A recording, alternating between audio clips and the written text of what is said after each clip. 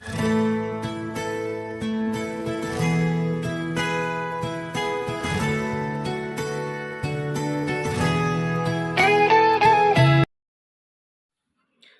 అయిన యేసుక్రీస్తు నామములో ఈ వాక్యం వింటున్న మీ అందరికీ ప్రభు పేరట వందనాలు.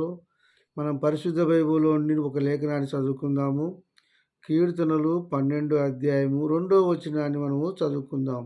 అందరూ ఒకరితో ఒకరు అబద్ధములు ఆడుదురు. దేవుని ఒక వాక్యం ఏం సెలవిస్తుందంటే, అందరూ ఒకరితో ఒకరు అబద్ధములు ఆడుదురని ఉంది. అబద్ధములు ఆడకూడదండి. సేవకులతో సహా విశ్వాసులు కూడా అబద్ధం ఆడుతున్నారు. అక్కడక్కడ సేవకులు కూడా అబద్ధం ఆడని వారు కూడా ఉన్నారు. విశ్వాసుల్లో కూడా మంచి వాళ్ళు ఉన్నారు. అయితే ఎక్కువ శాతముగా అబద్ధములు ఆడేవారు ఉన్నారు. అబద్ధాలు మానేయి. అబద్ధములు ఆడినట్టయితే నీకు పరలోక రాజ్యము లేదు అని దేవుని యొక్క వాక్యం సెలవిస్తుంది. అబద్ధికులు దేవుని రాజ్యానికి వారసులు కారు. అబద్ధికులు అగ్నిగుండములో పడదురని ఉంది. కాబట్టి అబద్ధాలు మానేయి. ఇంట్లోనే ఉంటాడు, హైదరాబాద్లో అంటాడు, ఇంట్లోనే ఉన్నాడు, బెంగళూరులో ఉన్నానని అబద్ధం చెప్తాడు. ఇంట్లోనే ఉంటాడు, ఇంటికి వస్తా అంటే ఏమంటాడు తెలుసా? రావద్దు అంటాడు. పిల్లలతో కూడా అబద్ధం ఆడిస్తాడు. మా డాడీ లేడు, ఊరికి వెళ్ళాడు అని పిల్లలతో కూడా అబద్ధము ఆడిస్తారు. కాబట్టి అబద్ధాలు మనము మానేయాలా. సేవకులకు విశ్వాసులకు తగదు. దేవుని నమ్ముకున్న వాళ్ళకి అబద్ధం అనేది తగదు. యథార్థంగా మాట్లాడడం అనేది చాలా అవసరం. కాబట్టి యథార్థంగా మాట్లాడదాం. దేవుని రాజ్యాన్ని మనము సంపాదించుకుందాం. అక్కడే మరొక మాట మనం జ్ఞాపకం చేసుకున్నట్లయితే, మోసకరమైన మనసు గలవారు. మోసకరమైన మనసు మనం కలిగి ఉండకూడదండి. మోసము చేసే మనసు ఆలోచన తప్పు.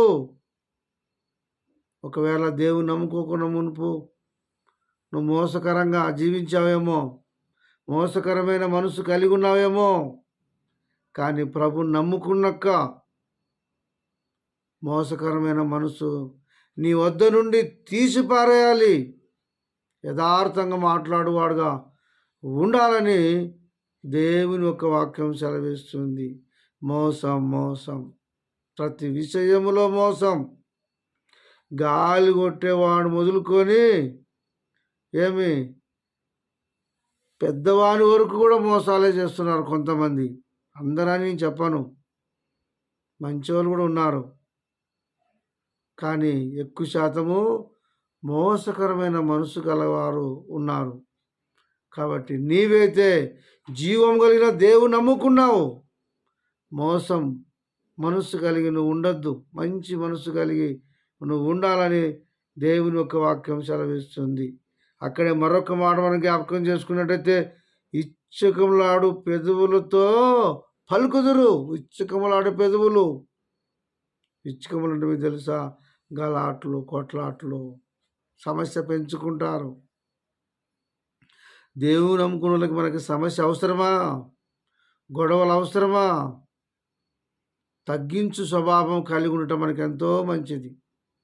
ప్రభు దృష్టికి ఎవరైతే తమకు తాము తగ్గించుకుంటారో దేవుడు వాళ్ళను హెచ్చిస్తాడు. కాబట్టి ప్రభు దృష్టిలో నువ్వు తగ్గించుకో. ఇచ్చకములాడే పెదవులతో నువ్వు పలకద్దు. మంచి మాటలు నువ్వు పలకాలని దేవుని యొక్క వాక్యం సెలవిస్తుంది. దేవుడు త్వరగా రాబోతూ ఉన్నాడు. అయితే ఆయన రాజ్యంలో నువ్వు ఉండాలన్నా ఈ 3 సంగతులను వదిలేసి మంచి మాటలు పలికి యథార్థముగా నువ్వు మాట్లాడి మంచి మనసు కలిగి నువ్వు ఉన్నట్టయితే, నీ భక్తిని విశ్వాసమును కాపాడుకున్నట్టయితే దేవుని రాజ్యానికి వారసుడు అవుతావు. ఈ 3 మాటలు మరొకసారి మనం జ్ఞాపకం చేసుకుందాం. మొదటి మాట మనం జ్ఞాపకం చేసుకున్నట్టయితే, అందరును ఒకరితో ఒకరు అబద్ధములాడుదురు. ఒకటి. రెండో మాట మనం జ్ఞాపకం చేసుకున్నట్టయితే మోసకరమైన మనసు గలవారు.